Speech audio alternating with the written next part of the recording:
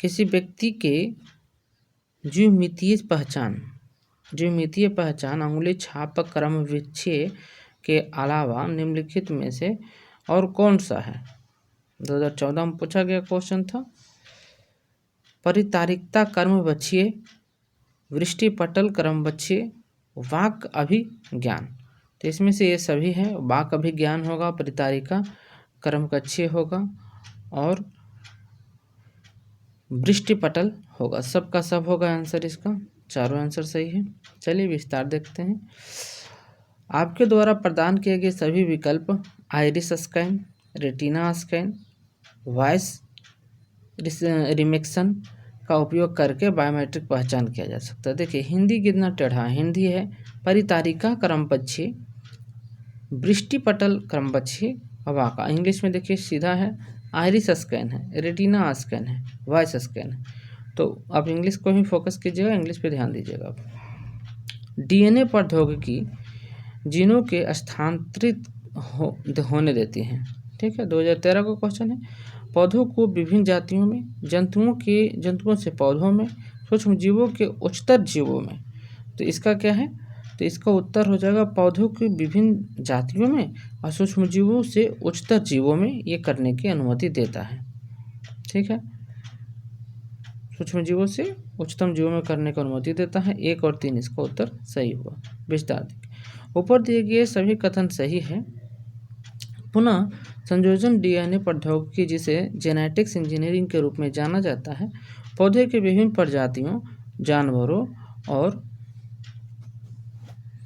पौधे के सूक्ष्म जीवों से उच्च जीवों में जीन के हस्तांतरण की अनुमति देता है। यह रुचि की एक विशिष्ट जीन को अलग करके किसी अन्य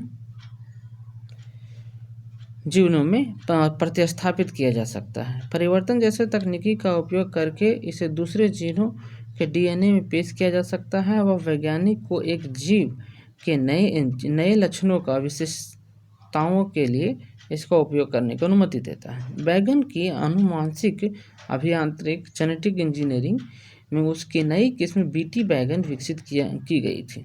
है इसे शाकनाशी सह बनाना है। इसको किस लिए किया गया था? तो कह रहा है शाकनाशी सह बनाना है इसको। इसे अधिक स्वादिष्ट और पौष्टिक बनाना था। इसे जल भराव सह बनाना था। जल भराव जो है ना सह बनाना था। इसका निधानी आयु बढ़ाना था। तो इसे शाकनाशी सह बनाना था, मतलब इसको पेड़ पौधा में खरपतवार भी हो गया है तो उसको रोग प्रतिरोधक क्षमता बढ़ाना था। इसमें बैगन के जेनेटिक इंजीनियरिंग से इसकी नई तकनीक बीटी बैगन का विकास किया गया है। इसका लक्ष्य एक प्रतिरोधक कीट को फसल प्रदान करता है, जिसमें कीटनाशकों के कम उपयोग करके आवश्यक होती है। बीटी बैगन के आनुवांशिक रूप से एक विष उत्पन्न करने की संशोधन किया गया है जो विशिष्ट कीटों के लिए विषाक्त है, जैसे कि फल की तनाछेदक एक कीट होता है। रासायनिक कीटनाशी की आवश्यकता को कम कर देता है। इससे किसानों के लागत कम हो जाते हैं और हानिकारक कम होते हैं। ये जो पर्यावरण और मानव स्वास्थ्य दोनों के लिए फायदेमंद है। इसके अतिरिक्त बीटी बैगन के फसल के पैदावार में वृद्धि होती है और किसानों के उपभोक्ताओं के लिए खाद्य सुरक्षा का सुधार भी होता है। जैसे बैगन में क्या था, तना छेदक हो जाता था, लग जाता था ना, ये सब नहीं लगेगा इसकी वजह से जो कर रहा है। 5वां नंबर क्वेश्चन देखिए। वर्तमान में वैज्ञानिक किस गुणसूत्र की जीन इकाई का विन्यास अथवा उसकी अपेक्षाकृत स्थिति अथवा डीएनए अनुक्रमों की निर्धारण कर सकते हैं? यह ज्ञान हमारे लिए किस प्रकार उपयोगी है? 11वां पूछा गया क्वेश्चन था। तो देखिए इसमें है कि उसकी मदद से पशुधन की वंशावली जानी जा सकती है। इसकी मदद से सभी मानव रोगों के कारण जाने जा सकते हैं। इसकी मदद से पशुओं और रोग सह नस्ल विकसित किया जा सकता है। तो इसमें कौन सा उत्तर? तो इसका सभी के सभी उत्तर सही हो जाएगा। ठीक है, अब चलिए विस्तार से देखते हैं इसका क्या होगा। गुणसूत्र यह जीनों या डीएनए अनुक्रमों की व्यवस्था का संक्षेपण, स्थिति का निर्धारण करने, वैज्ञानिक पशुधन के विशिष्ट लक्षणों के विरासत का अध्ययन करने में सक्षम है। इस ज्ञान का उपयोग प्रजनन कार्यक्रमों के सुधार करने और वांछनीय विशेषताओं जैसे रोग प्रतिरोधक क्षमता बढ़ाना जानवरों में उत्पन्न करने की काबिलियत रखती है। रोगों के आनुवंशिक आधार को समझकर वैज्ञानिक नए नैदानिक परीक्षण उपचार विकसित किए जा सकते हैं। आनुवंशिक या अनुसंधान भी कई बीमारियों के अंतर्निहित कारणों का उजागर करने में मदद करता है, जिससे उन्हें रोकने, पता लगाने और उनकी इलाज करने के लिए नए तरीके खोजे जा सकते हैं। जानवर के रोग प्रतिरोधक जैसे महत्वपूर्ण लक्षणों को नियंत्रण करने वाले जीन की पहचान करके वैज्ञानिक ऐसी पशु नस्ल का तैयार करते हैं जो कि प्रजनन के कार्यक्रम विकसित कर सके, जो कुछ बीमारियों के प्रति कम संवेदनशील हो। ठीक है, अब नेक्स्ट क्वेश्चन देखिए, निम्नलिखित में से कौन सा युग्म सम्मिलित है? संसाधन अवस्था। ठीक है, राष्ट्रीय कोशिका विज्ञान केंद्र मैसूर में, centre for DNA fingerprint and diagnostics Hyderabad में, मानव मस्तिष्क अनुसंधान गुड़गांव में। तो देखिए इसमें कौन कौन सा जो उत्तर, तो इसका देखिए 2 नंबर तो उत्तर बिल्कुल सही है और 3 नंबर गुड़गांव में भी है, तो 2 और 3 इसका उत्तर सही होगा। ठीक है, चलिए विस्तार से देखते हैं। National centre for sale science Pune में है। ठीक है, national centre for sale science कहाँ है? तो पुणे में है। ठीक है, इसको मैसूर नहीं है। Centre for the fingerprinting diagnosis Hyderabad में है और मानव मस्तिष्क अनुसंधान जो है गुड़गांव में है।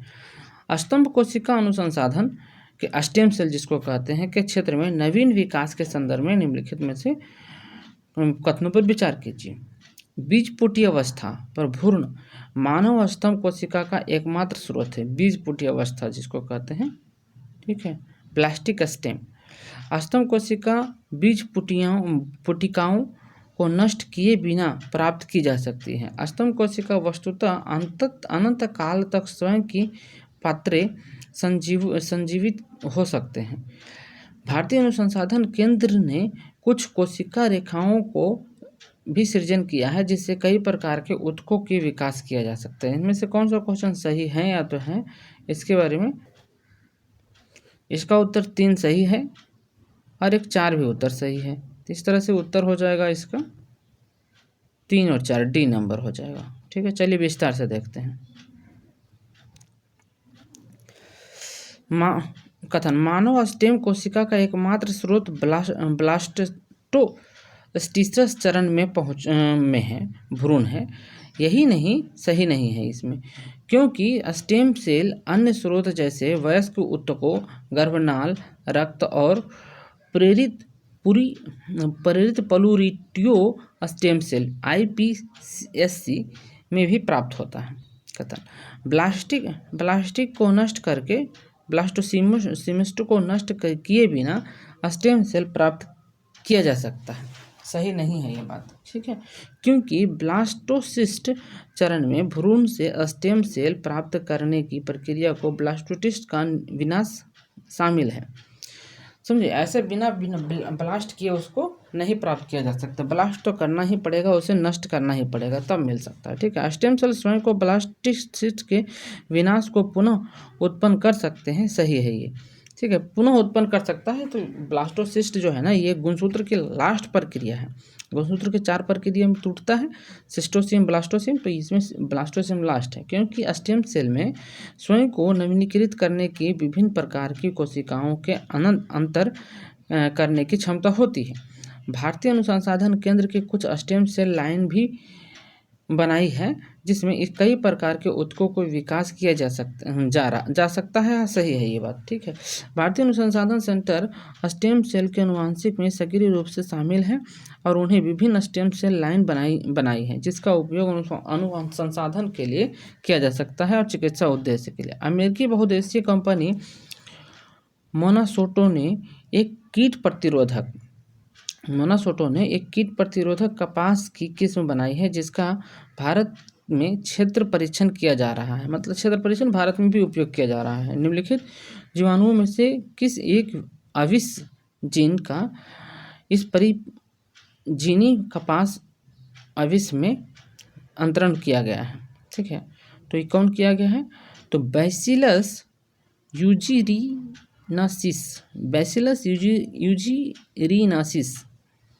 यूजीरिनासिस को इस्तेमाल किया गया है। ठीक है, एक अमेरिकी बहुराष्ट्रीय कंपनी मोनोसेटो ने बीटी कपास नामक एक कीट प्रतिरोधक कपास की किस्म विकसित किया है जिसका भारत में परीक्षण किया जा रहा है।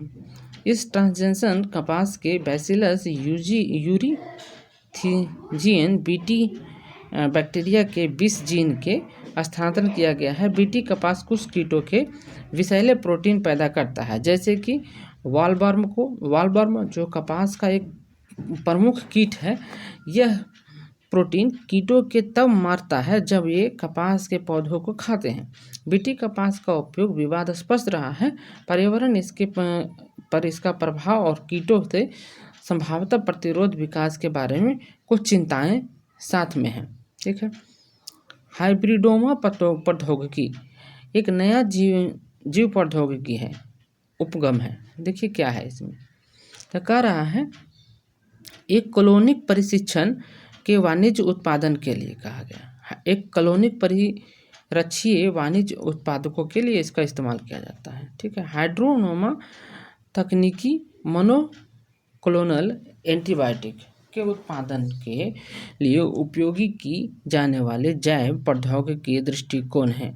इस तकनीक को 1975 ईस्वी में जॉर्ज कोलकर की सीजियस मिलस्टीन द्वारा विकसित किया गया था, जिसके लिए उन्हें 1984 ईस्वी में फिजियोलॉजी या मेडिसिन में नोबेल पुरस्कार भी मिला था। किसके लिए? यही क्लोनिक उत्पादन के लिए। ठीक है।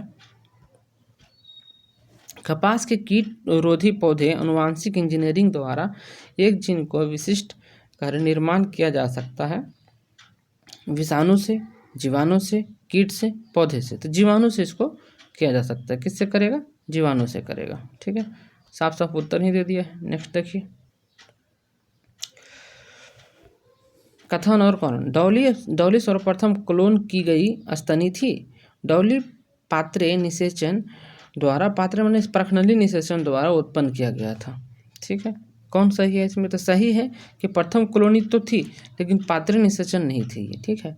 निषेचन द्वारा डॉली जो है ना, याद पात्र का उत्पादन किया गया था, ये गलत है। ठीक है, यह गलत है। डॉली भेड़ का उत्पादन एक प्रक्रिया के माध्यम से किया गया था, जिसे सोमाइटोटिक सेल न्यूक्लियर ट्रांसप्लांट के द्वारा किया गया था, न कि निषेचन के द्वारा किया गया था। ठीक है। एसिटियंस में एक दैहिक गैर प्रजनन कोशिका के नाभिक में एक अंडा को कोशिका में स्थानांतरित किया जाता है, जिससे नाभिक को हटा दिया जाता है। अंडा कोशिका तब विभाजित होना शुरू हो जाता है जब उस सभी विभिन्न प्रकार की कोशिकाओं के अंतर रहती है। ठीक है, जो एक जीव बनती है। डॉली इस पद्धति के उपयोग करके क्लोन की जाने वाली प्रथम स्तनी थी। 1996 ईस्वी में इसको किया गया था। ठीक है। स्कॉटलैंड में रोसील इंस्टीट्यूट ऑफ वैज्ञानिक ने हासिल किया था। कौन? स्कॉटलैंड का था और रोसिलेंस था इसका। ठीक है।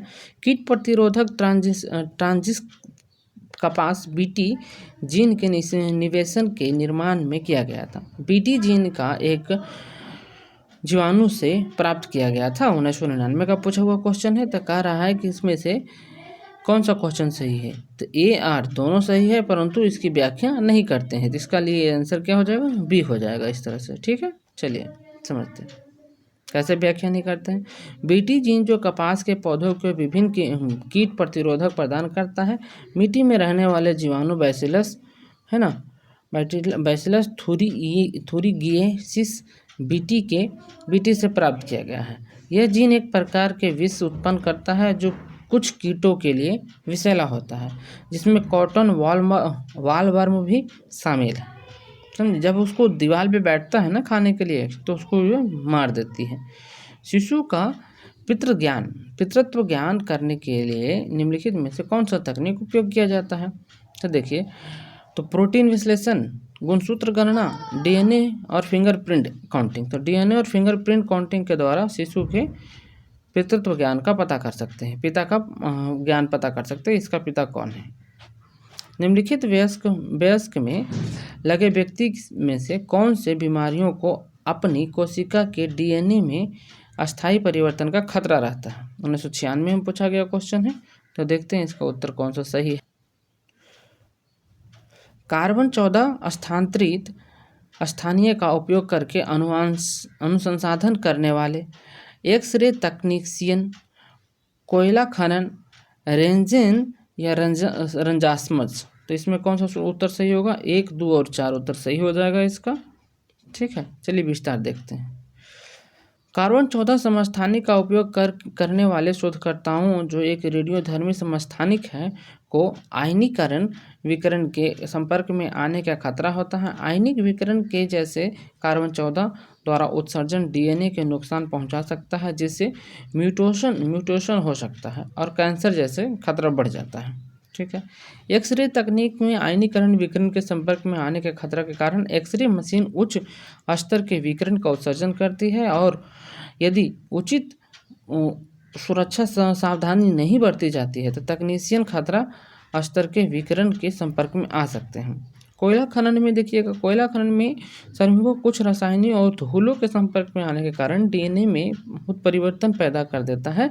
उदाहरण के लिए कोयला की धूल के उच्च स्तर के संपर्क में आने से फेफड़ा का कैंसर और काले फेफड़े की बीमारी हो सकते हैं। ये कोयला की धूल और लंबे समय तक संपर्क में रहने के कारण होता है।